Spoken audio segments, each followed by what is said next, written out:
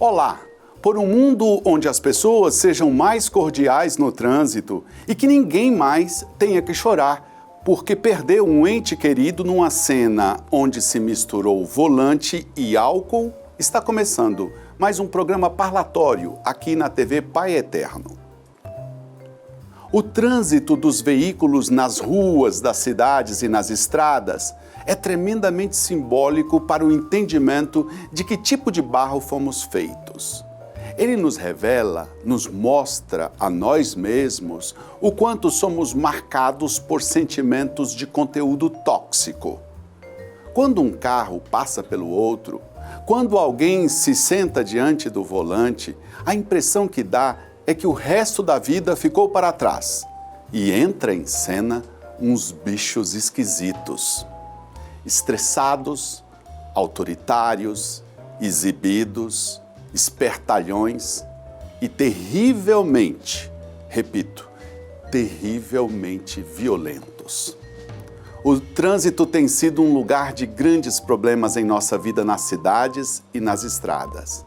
E tem jogado na cova nada menos que 40 mil pessoas somente no Brasil no último ano. E condenado a conviver com sequelas, mais de 300 mil pessoas. O trânsito é assunto de fundamental importância para pais, filhos, educadores e educandos, mas também é assunto de grande relevância para os legisladores.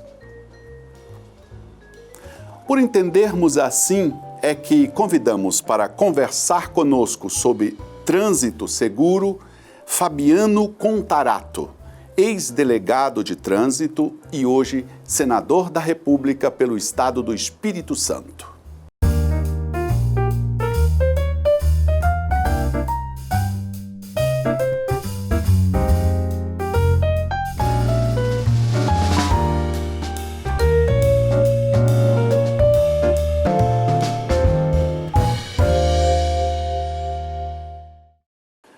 Fabiano Contarato é um professor de Direito, delegado da Polícia Civil e político brasileiro.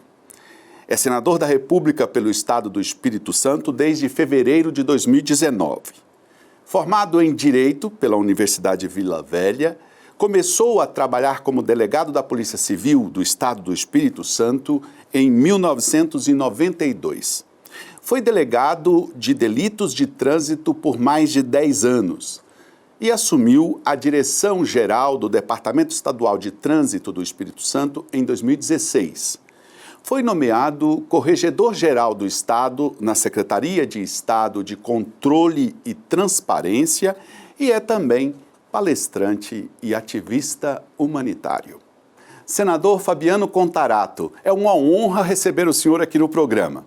Eu começo com uma constatação que o senhor mesmo fez. Precisamos reduzir a triste estatística de delitos de trânsito no Brasil e endurecer a legislação para proteger a vida. Isso é possível, senador? Seja muito bem-vindo. Bom, obrigado. Queria agradecer ao senhor, Padre Rafael, e a TV Pai Eterno. Para mim é uma alegria estar aqui, como católico que sou, e tenho muito orgulho disso. Mas durante 10 anos eu trabalhei como delegado da Delegacia de Trânsito e ali eu pude presenciar a dor de muitas pessoas que perdem seus entes queridos dentro do sistema viário. E é uma morte muito ingrata, porque é o filho que foi para a balada e não voltou, é a filha que foi para a escola e não chegou. E o último lugar que um pai pensa em procurar um filho é no departamento médico legal, que cheira a morte.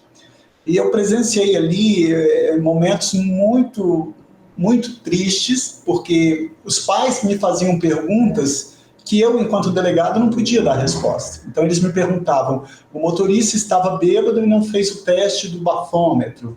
A polícia devolveu o carro, a polícia devolveu a CNH, o delegado fixou R$1.000 de fiança, a vida da minha filha vale R$1.000. Quer dizer, eram perguntas carregadas de um sofrimento muito grande, tendo em vista a perda daquele ente querido. Porque, infelizmente, no Brasil, o Código de Trânsito Brasileiro, nós temos 11 crimes, o pior deles é o homicídio, quando de um crime de trânsito ocorre a morte, e ninguém fica preso por crime de trânsito. Então, isso passa não a sensação, mas a certeza de impunidade. Mas o que leva o Brasil a ostentar a terceira colocação em nível mundial em morte de trânsito? Acho que é isso que a gente tem que sempre estar refletindo. Nós temos no Brasil mais de 40 mil pessoas morrem todos os anos vítimas de acidente de trânsito e mais de 300 mil ficam mutiladas. Então, mas o que leva o motorista a ser imprudente dentro do sistema viário? Eu não tenho dúvida. A única forma de você reverter essa triste realidade é a implementação efetiva, contínua e permanente de 3 elementos. Primeiro é a fiscalização. O motorista ele tem que sair de casa com a certeza que ele será parado por ocasião de uma blitz, por exemplo. E isso não acontece no Brasil.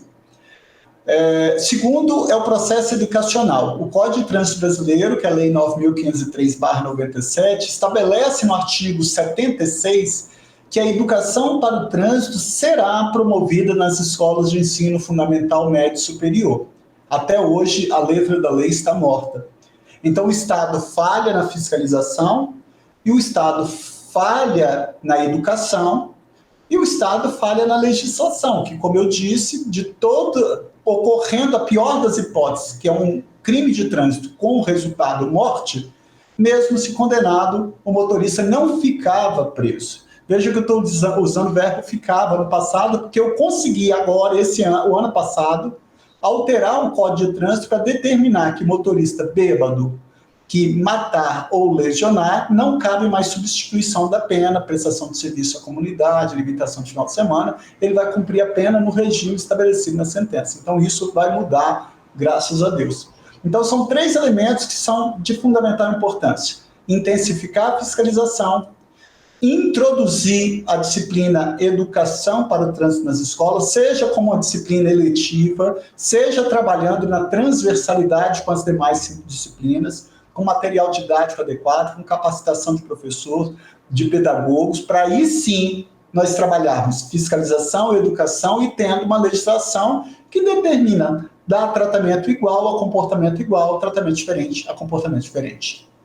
O senhor falou em leis importantes e no aperto que elas precisam ter para mudar comportamentos. Mas costuma-se dizer que nesse país algumas leis pegam e outras leis não pegam. O senhor acha que leis de trânsito pegam no Brasil? Eu vejo que sim. O problema é que até essa reforma que eu consegui fazer aqui no Senado, os juízes no Brasil todo, você vê, lá no tem um crime de homicídio no Código de Trânsito, praticar homicídio culposo na direção de veículo automotor, e aí tem um parágrafo 3º que fala que a pena é de reclusão de 5 a 8 anos, veja que o legislador colocou a pena privativa de liberdade de cadeia, reclusão de 5 a 8 anos. Mas o que acontecia até agora, recentemente? Mesmo se o motorista embriagado, quer seja pelo álcool ou qualquer droga ilícita, se ele matasse no trânsito, se ele fosse condenado, na pior das hipóteses, a 8 anos de cadeia, os juízes obrigatoriamente tinham que substituir a pena de cadeia pelas chamadas penas restritivas de direito, que é prestação de serviço à comunidade e limitação de final de semana. Antes tinha até fornecimento de cesta básica. Agora, com essa alteração que eu consegui fazer, que já é lei, não cabe mais esse tipo de substituição. Apenas nessa hipótese. Nas demais, porque se envolver em um acidente de trânsito como vítima fatal, todos nós estamos sujeitos por uma mera fatalidade. Agora, você colocar no mesmo patamar, no mesmo nível, um motorista que deliberadamente faz uso de álcool ou qualquer substância de efeito psicoativo que determine dependência e mata no trânsito, com uma pessoa que, por uma mera fatalidade, se envolveu em um acidente com vítima fatal, fere o princípio da isonomia, da razoabilidade, da proporcionalidade. Por isso que nós adequamos. Eu acho que a tendência é pegar efetivamente, eu acho que o Código de Trânsito brasileiro já mudou o comportamento de muita gente. O que falta efetivamente é nós termos uma educação para o trânsito nas escolas, o que falta é a família também ter uma participação mais proativa, porque infelizmente, eu constato que as famílias estão renunciando o poder familiar, passando isso para a escola. Quem tem que passar conteúdos como humildade, compaixão, solidariedade, respeito, cordialidade, responsabilidade, amor ao próximo, é a família. E, infelizmente, isso não está acontecendo. Então, quando você tem, é preciso chamar a atenção da responsabilidade do Estado, mas é imprescindível que a população, a família, assuma também a sua função de construção da cidadania, porque ser cidadão não é apenas viver em sociedade, mas transformar essa sociedade. O senhor falou de forma muito clara sobre a responsabilidade do cidadão no trânsito. Eu gostaria que o senhor falasse também dos deveres do Estado para o trânsito seguro. A manutenção de ruas e estradas no Brasil, a gente sabe que é um capítulo muito ruim. Como é que o Estado precisa se posicionar? Bom, na verdade, o Código de Trânsito Brasileiro ele estabelece o seguinte: o trânsito em condições seguras é direito de todos, mas é dever do Estado. E o Estado está cumprindo com esse seu dever? Eu não tenho dúvida em afirmar que ele não está cumprindo. Nós temos rodovias da década de 70, uma realidade de uma frota veicular de 2021. Nós não temos análise da topografia dessas estradas, do traçado dessas estradas, da avaliação científica dos pontos de maior incidência de crimes de trânsito, onde e quais são os fatores que ocasionam, para você colocar ali, se tiver que botar os mecanismos de fiscalização, quer seja por blitz, quer seja por radares, mas nós temos que ter isso de forma muito transparente para que o motorista não seja pego de surpresa, mas que ele seja alertado para que tenha pistas com sinalização horizontal e vertical que dê segurança para que ele entre no sistema viário. Essa responsabilidade do Estado, eu não tenho dúvida, mas também eu volto a falar da responsabilidade do motorista. Dirigir no Brasil não é um direito, é um privilégio. Todo mundo pode dirigir veículo automotor no Brasil? Não. Você tem requisitos de natureza objetiva, como, por exemplo, a idade de 18 anos, e requisitos de natureza subjetivas, com avaliações médica, psicológica, psicotécnica, aula teórica, aula prática, aí sim ele vai. Por isso que o nome da primeira habilitação é permissão, porque o Estado é um permissionário, porque o direito coletivo, a incolumidade pública se sobrepõe a qualquer pseudo-direito individual. Então nós temos aí uma relação, uma via de mão dupla, a responsabilidade do Estado, o trânsito em condições seguras como direito de todos, mas dever do Estado, e de outro lado o motorista tendo a consciência de que ele tem o privilégio de dirigir, que o Estado foi um permissionário e que ele entrou no sistema viário, mas que ali está em vigor a proteção, a segurança do sistema viário como um todo. E o próprio Código de Trânsito, ele estabelece uma hierarquização. Ele fala, olha, os veículos de grande porte serão sempre responsáveis pela segurança de pequeno porte, os motorizados pelos não motorizados, mas todos são responsáveis pela segurança do pedestre, que fica em uma circunstância de maior vulnerabilidade. Eu peço um tempinho só ao senador e a você para fazermos um rápido intervalo. Daqui a pouco voltamos com a nossa conversa sobre trânsito seguro. Até já!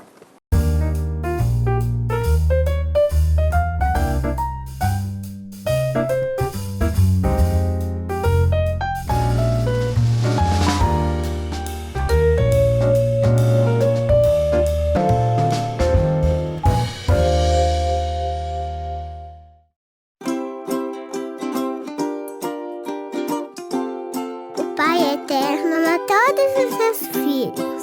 Ele quer sempre estar perto da gente. Uma vez, há um tempão atrás, havia um casal muito simples. O seu Constantino e a dona Ana Rosa. Um dia, o seu Constantino saiu para trabalhar perto do córrego Barro Preto. Ele pegou a enxada E quando bateu ela bem forte no chão, percebeu que tinha batido em alguma coisa. Ele pensou que fosse uma pedra, mas não era não. Vem ver o que eu achei, Ana Rosa. Era um medalhão. E nele tinha a imagem da Santíssima Trindade, coroando Nossa Mãezinha do Céu. Aí o Constantino e a Ana Rosa levaram o medalhão para casa. Eles estavam na frente dele todo dia e recebiam muitas visitas. Então fizeram uma capelinha de palha para que mais pessoas também rezassem. Gente que vinha de muito longe, de carro de boi e até a pé. Muita gente recebeu a bênção do Papai do Céu. Muitas graças e milagres acontecem até hoje, porque o Pai Eterno nos ama e ama você também. E todos que o recebem, com o coração de uma criança, herdarão seu reino.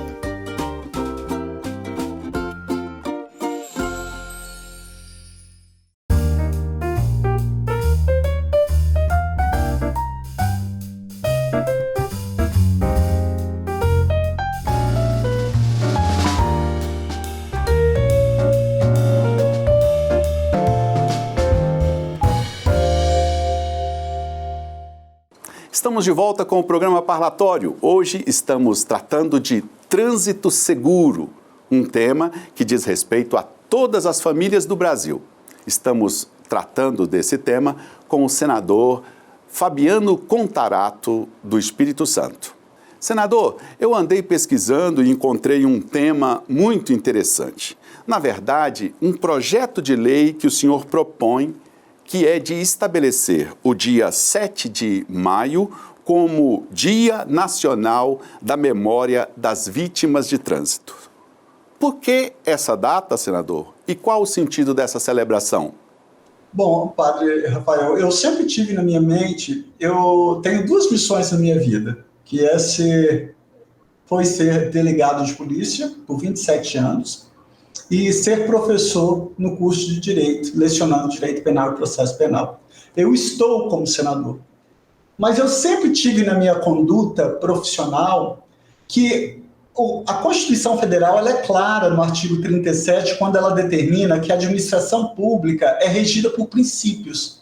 Dentre esses princípios está a legalidade, a impessoalidade, a moralidade, a publicidade e a eficiência. E é da eficiência que eu quero falar. O Estado e o servidor público, ele tem que ser mais humanizador. É humanizar a dor. É ter a empatia de se colocar na dor do outro. E isso eu não vejo, infelizmente, em grande parte de pessoas que lidam com esse momento tão difícil que é quando você vai reconhecer uma vítima fatal de acidente de trânsito dentro do DML. Então, eu tentava, como delegado, dar um caráter muito mais próximo com a população. Por isso que eu não me limitava na apuração do aspecto criminal em um crime de trânsito. Eu sei por quê, padre? Eu comecei a constatar ali outras mortes, além da morte do trânsito. E os livros didáticos não vão falar isso. Acho que só a prática vai te falar isso. Eu atendi aquele casal que me fazia aquelas perguntas que eu te falei, que o motorista não fez o teste, que a polícia devolveu o carro, devolveu a habilitação, que o delegado fixou R$1.000 de fiança, que a vida da filha valia R$1.000. Passava-se 3 meses, padre Rafael, eu só recebia a mãe. Aí eu perguntava, cadê seu esposo? Aí ela chorava. Chorava porque aquele casal, ele começava a se cobrar pela morte da filha. Um falava com o outro, eu não falei que não era para você ter deixado ela sair com aquela moto? Ou ter deixado ela ir naquela balada? O Estado não dá um apoio psicossocial para essas famílias. E eles se julgam culpados pela morte da filha. E aí ocorre o que é pior, uma outra morte, a morte do matrimônio. E aquela morte do matrimônio é um desdobramento do crime de trânsito. E digo mais, o avô sente a falta da neta, porque ela era o xodó da família. ele entra no processo de depressão. Aquela é outra morte oriunda do crime de trânsito. O irmão mais novo sente a falta da irmã, que perdeu no acidente de trânsito.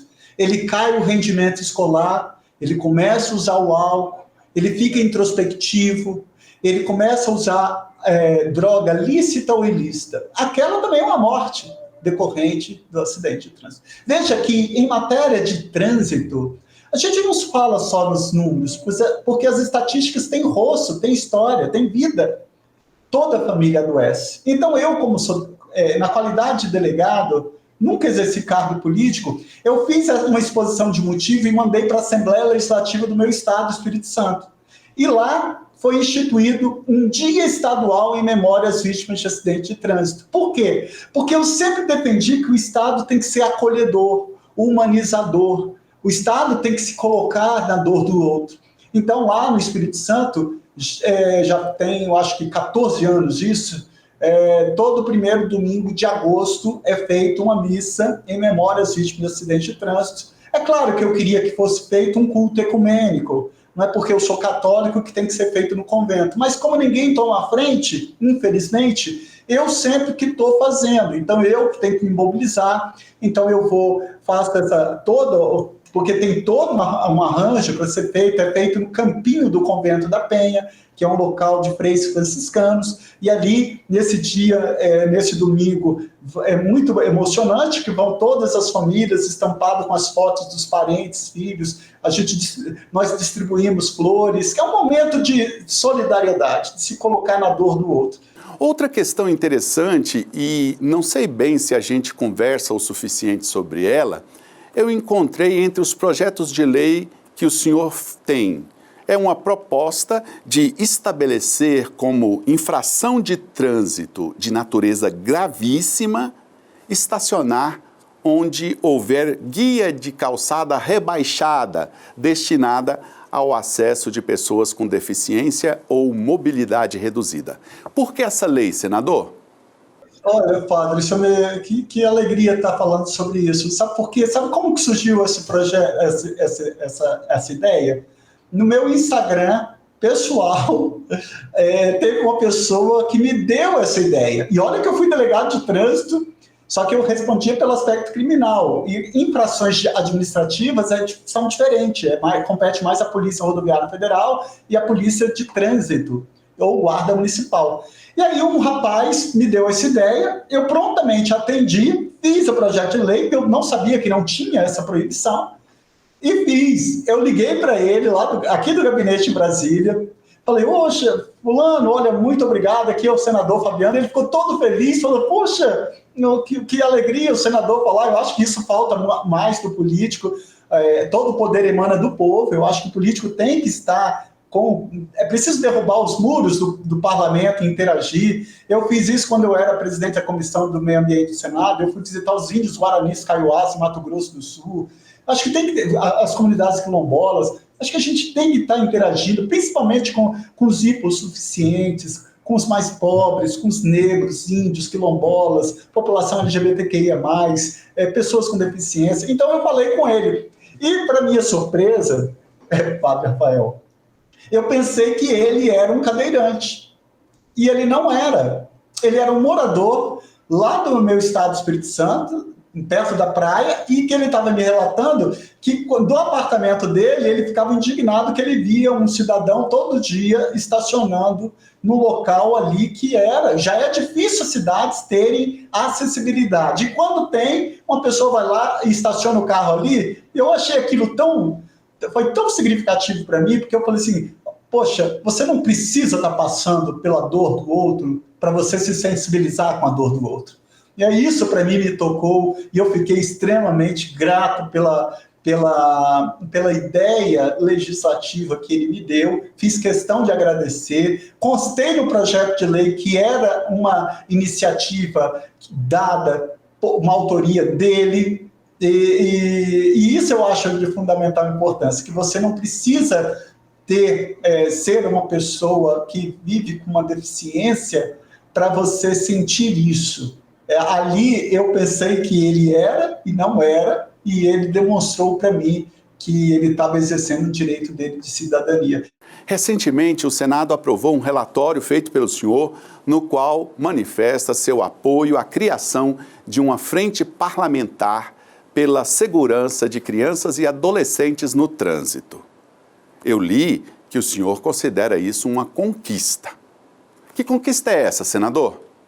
Eu fiquei pouco tempo como diretor-geral do Detran no estado do Espírito Santo, e lá eu aprovava muitas campanhas publicitárias. E eu observava, junto com as agências de publicidade, que o comportamento da população, principalmente do adulto, ele é muito influenciado pela criança. Então, quando você fazia uma propaganda, por exemplo, colocando a criança no banco de trás, com um cinto de segurança, e ela fazendo o alerta ao pai, que avançou um sinal semafórico, aquilo é marcante. A criança tem um poder transformador. E a segurança dessas crianças, desses adolescentes, é uma determinação não só do Estado, mas das famílias também, volto a falar. Daí a importância de se tutelar mais elas. Então, eu acho que toda medida que é feita no intuito de preservar o principal bem jurídico, que é a vida humana, o respeito à integridade física, terá em mim um eterno defensor. Por isso que eu fui o relator, agradeci ao presidente do Senado por ter me designado a relatoria e estarei aqui lutando sempre em defesa da vida humana, porque eu volto a falar, quando a gente defende a vida humana, a gente está defendendo Deus. Porque se eu entendo que eu não vivo, mas Cristo vive em mim, quantas pessoas que eu salvar, que eu contribuir para que elas sejam salvas, eu estou salvando aquilo que há de mais sagrado, que é aquela concepção que eu tenho do Deus. Esse Deus que não está acima de todos, mas que está no meio de nós. Esse Deus que não exclui, que não julga, mas que inclui, que abraça, que acolhe, que perdoa. É esse Deus que eu amo, é esse Deus que eu tento levar para a minha vida. Esse é o Deus que também eu amo, senador. Obrigado por suas palavras. Nós sempre encerramos nossas conversas aqui, trazendo uma citação e pedindo um comentário de nossos entrevistados. Para o senhor, trouxemos uma palavra do Papa Francisco. Ele a pronunciou no encontro com líderes e funcionários da Polícia Ferroviária e Rodoviária da Itália em 2017. Abre aspas. Há um baixo nível de responsabilidade de vários motoristas. Eles não percebem as consequências. E isto é causado por uma corrida e competição de estilo de vida que faz com que os outros condutores sejam considerados como obstáculos ou adversários a superar. Fecha aspas. Olha, lamentavelmente, eu concordo, é um relacionamento muito egoísta. E eu digo até mais, eu observava nesse período que eu fiquei à frente da Delegacia de Trânsito que existe até uma hierarquização dentro do sistema viário. Eu vou te exemplificar. Às vezes você está com um fusquinha para entrar numa pista de trânsito rápido, dificilmente as pessoas vão deixar você entrar ou vai demorar um pouco mais. Agora, quando você está com um carro de alto valor econômico, você tem ali. O carro também, para os jovens, ele é um instrumento de demonstração de poder e virilidade. É muito forte isso, jovem. Eu tento conscientizar de que se ele vai beber, ele não pode dirigir, porque ele vai colocar em risco não só a vida dele, mas a vida de um chefe de família que está vindo do trabalho, de uma mãe que está vindo do trabalho, de uma moça que está vindo da escola, da faculdade. Então, é um comportamento muito egoísta quando você vê que essa demonstração, a busca pelo poder, pela demonstração de virilidade, o jovem ele quer chegar numa festa com o carro e ainda fazendo barulho para demonstrar, porque aquilo é um instrumento de conquista para ele. E isso a gente tem que desmistificar. Nós temos que entender que o caráter, ele não tem poder econômico, que o caráter não tem cor da pele, que o caráter não tem orientação sexual, que o que vai demonstrar e o que vai ser ele ser uma pessoa encantadora é a forma como ele olha para o próximo, é a forma como ele conduz para o próximo. Essa coisa de se doar, de ter a certeza de que defender a vida humana em sua plenitude é um ato de amor que compete a todos nós. Não compete só ao Estado, não competia só a mim enquanto delegado de polícia, enquanto professor, mas compete a todos nós. E eu acho que esse comportamento egoísta de que ele vem tendo, olhando só para o interesse particular, é que nós temos que lutar como um grande desafio para romper isso. Daí a necessidade de você ter não só um aspecto legal, porque não existe nenhum ordenamento jurídico que não seja sedimentado se não for em cima de um comportamento ético e moral.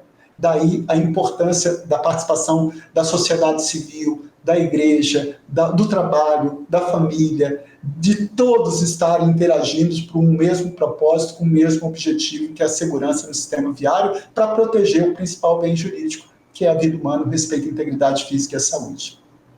Senador Fabiano Contarato, muitíssimo obrigado pela presença do senhor aqui no nosso programa. Eu que agradeço, a paz de Cristo, o amor de Maria, que Deus nos abençoe hoje, sempre, e quantas vezes me chamar, estarei à disposição. Agradeço muito também a você que nos acompanhou no programa de hoje. Muito obrigado e até a próxima!